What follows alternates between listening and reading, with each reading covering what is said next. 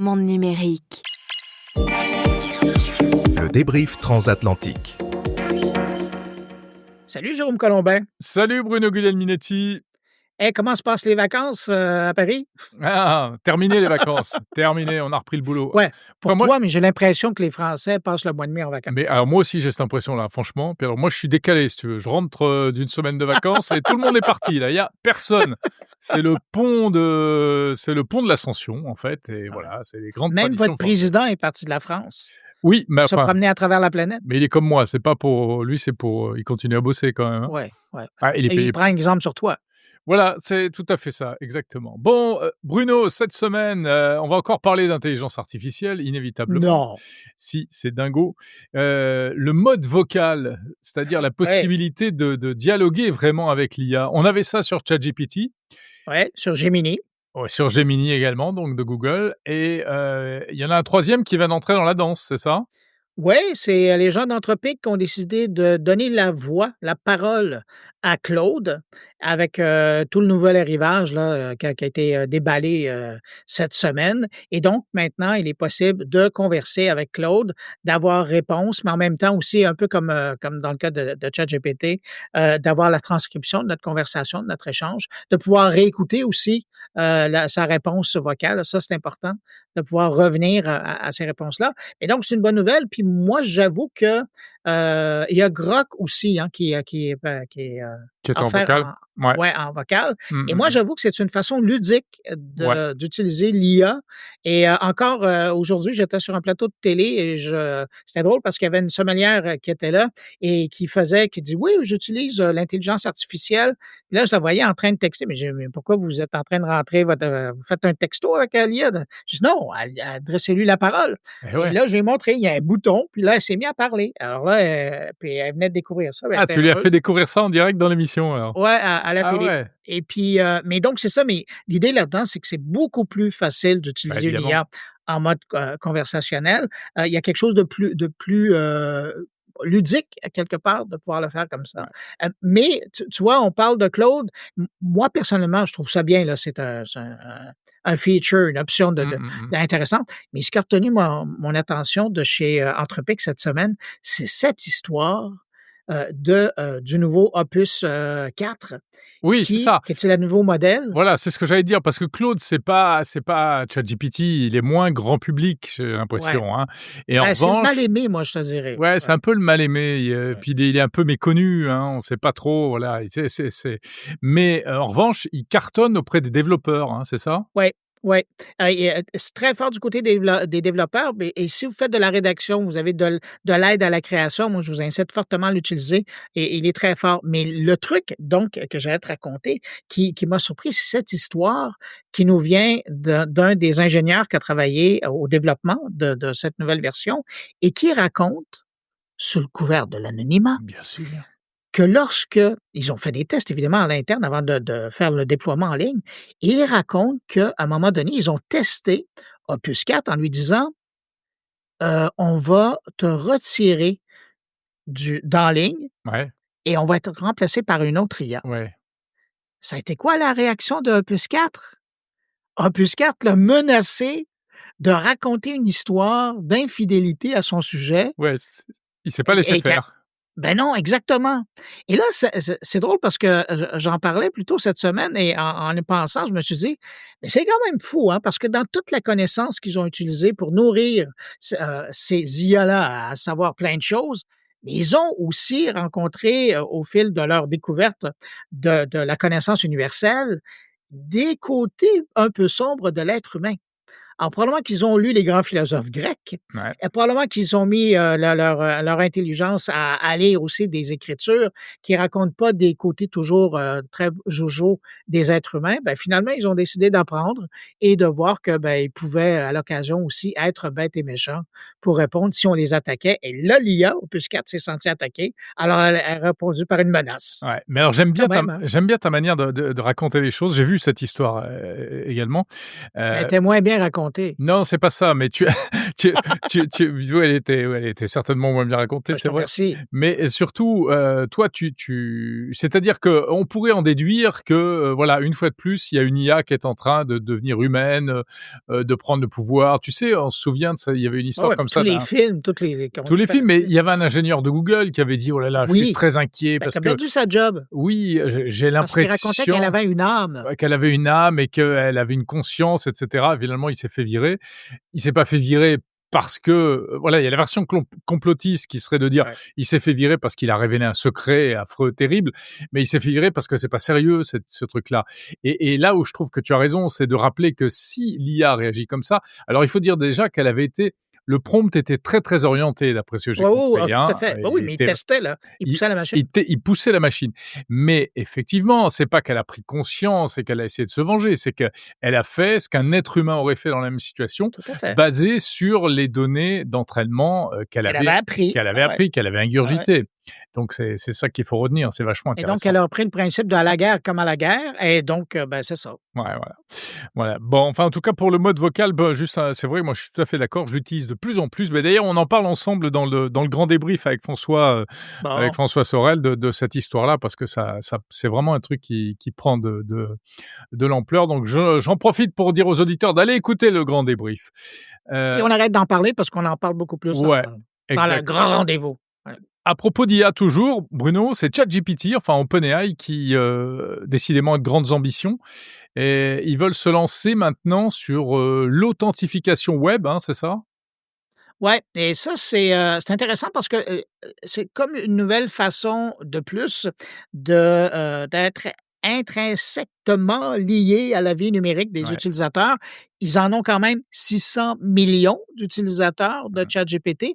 Alors eux ont décidé, ils sont en train de plancher là-dessus là, il n'y a pas encore de date de sortie, mais de devenir un système d'authentification. Un peu comme quand vous allez sur un site web et vous utilisez votre identifiant Google ou votre identifiant Apple pour montrer patte blanche avant de rentrer dans un service. Alors, très bientôt, on pourrait utiliser notre identifiant de ChatGPT.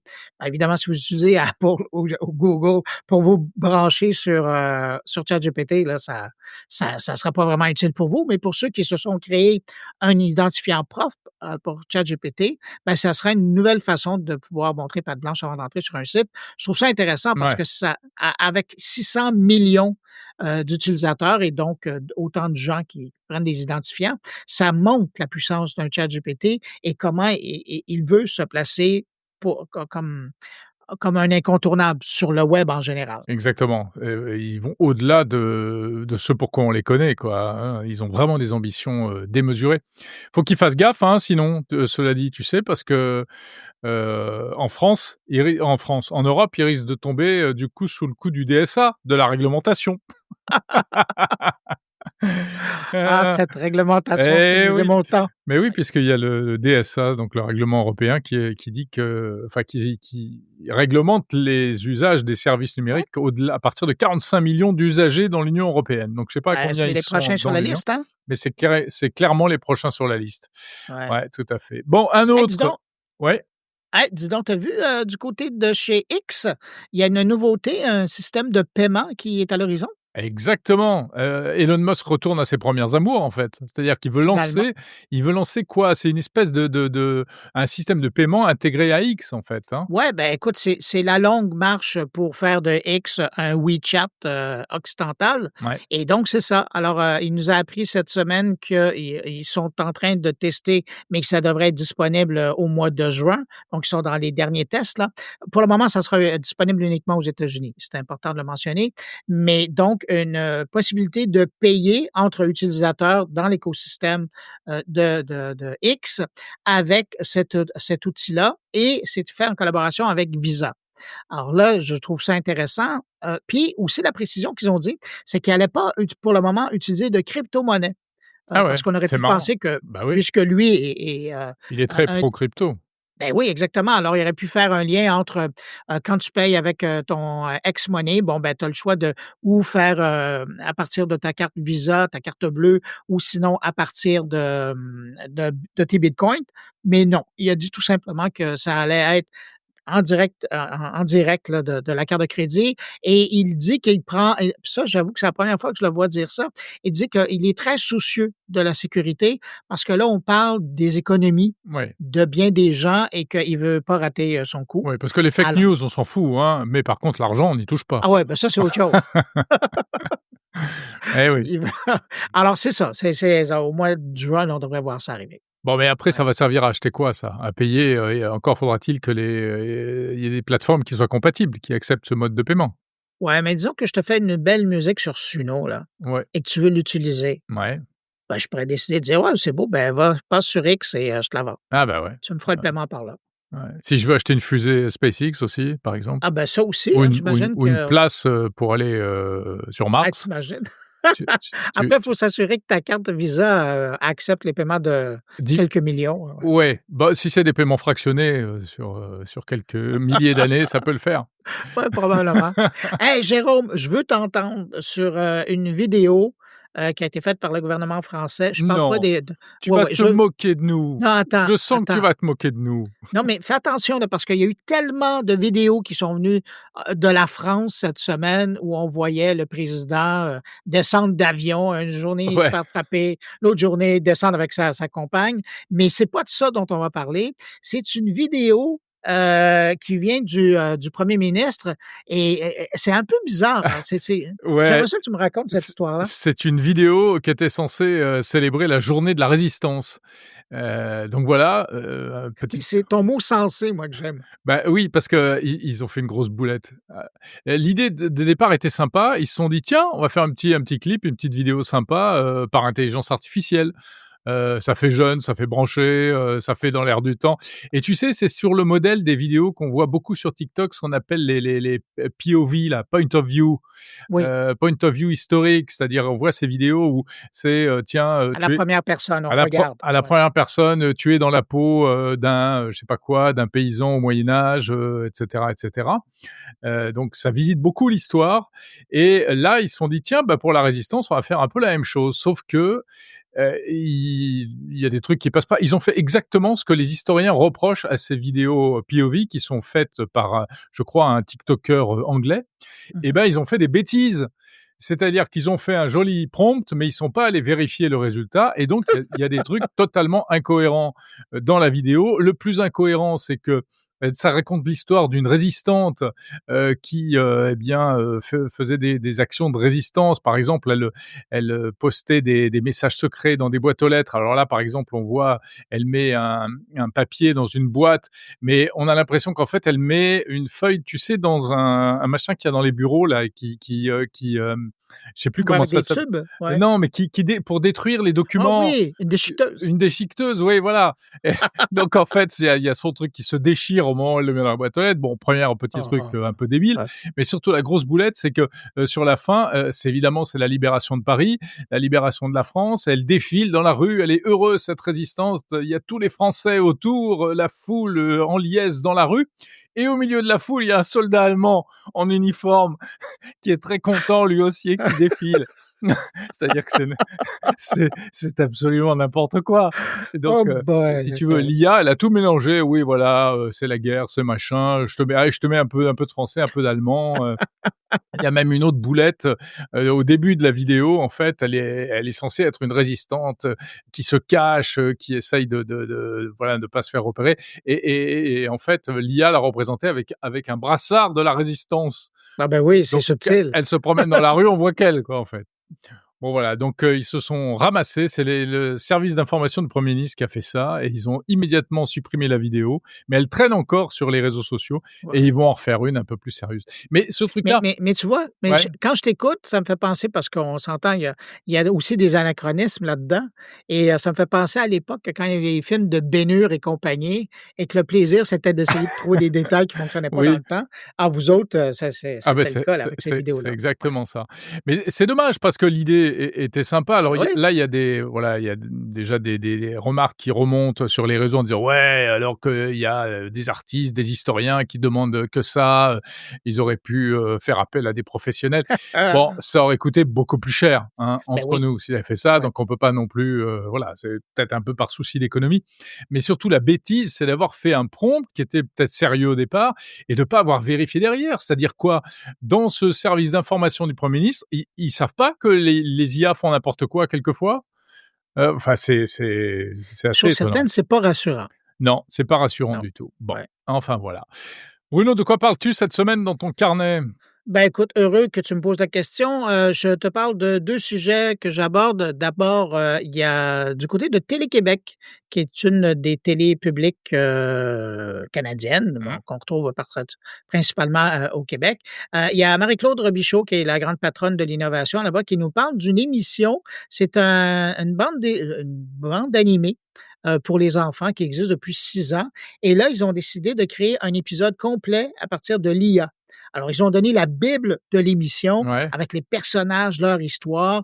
Ils ont raconté tout ce qui s'était passé depuis 6 ans et ils ont demandé à une IA de pondre, un épisode. Ben, j'espère que ça Et marchera mieux que pour la Résistance en France, hein? ben oui, mais ouais, mais pas seulement que le script, mais aussi de le produire.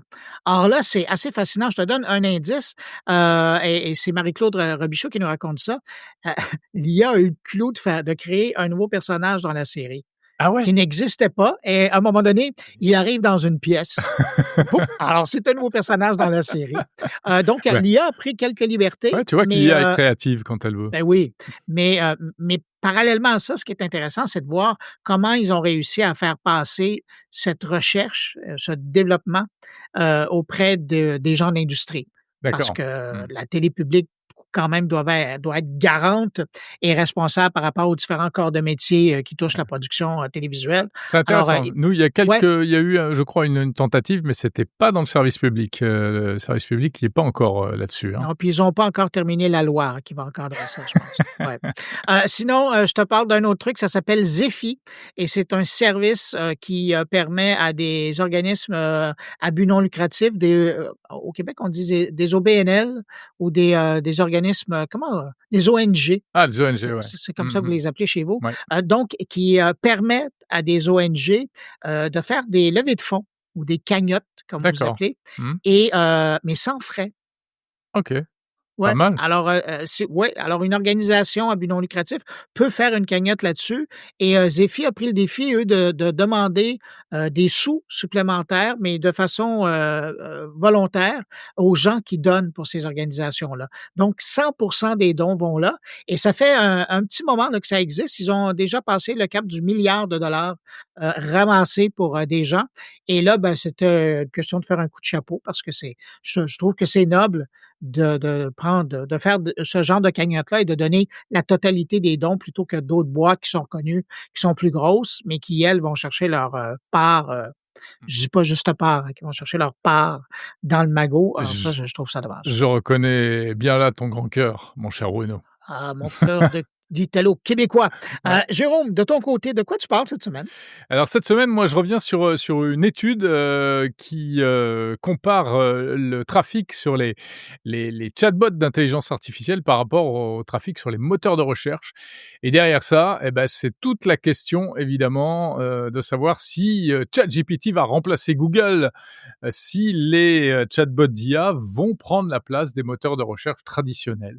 Voilà, alors j'en parle d'ailleurs, j'en parlais vendredi dans un épisode, dédié, spécial et puis j'en reparle un peu dans l'hebdo, cette semaine et puis sinon, avec un invité, eh bien, je parle d'un sujet super intéressant. Tu sais qu'on a, grâce à l'IA, mais c'était déjà le cas avant Mais avec, pas que. mais pas que, c'était déjà le cas avant avec le numérique, avec Photoshop et cetera. Il est de plus en plus facile de faire des faux documents, hein, Oui, des faux papiers d'identité, mais aussi tout simplement des fausses attestations, des faux bulletins de salaire, des des choses fausses comme notes ça, de des fausses notes de frais, oui, ça, j'ai vu ça, c'est fou, hein. même des fausses photos d'accidents pour, faire des arnaques à l'assurance.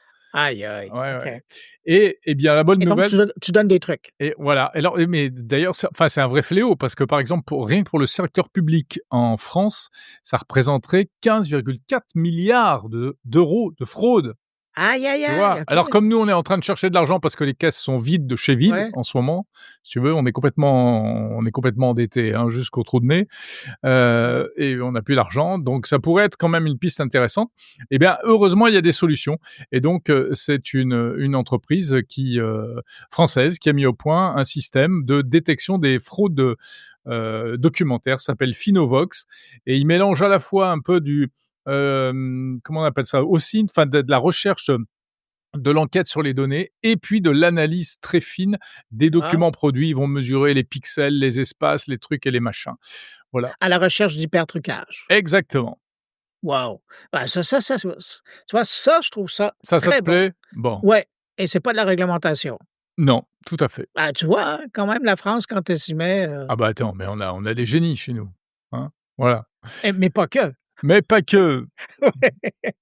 Hey Jérôme, je te remercie pour, ce petit menu, de ta balado et puis, de cette visite Ah dans que mon c'est mignon carnet. la balado. Ah oui, Ah ouais, la écoute, c'est ce qu'on balado. fait nous au Chez nous, Québec, on fait des vous balados. faites des balados. Nous, on fait des podcasts, c'est le mot Ouais, français, hein, comme chacun sait. ouais, ouais. Ah d'ailleurs, alors j'invite tes auditeurs à venir écouter, mon podcast et mes auditeurs de balado à aller écouter ton podcast. Exactement et ça marche aussi dans l'autre sens et je te dis à la semaine prochaine mon cher Bruno et puis encore une fois je le rappelle, on se Ouais. retrouve puisque c'est la fin du mois avec François Sorel dans le grand débrief pour, passer en revue l'actu de tout ce mois de mai qui a été riche cette année encore. Ouais, d'ailleurs, regarde derrière toi, je pense que François arrive. Il est caché. Ouais. Salut Allez, Bruno! salut, bonne suite de podcast. Bye.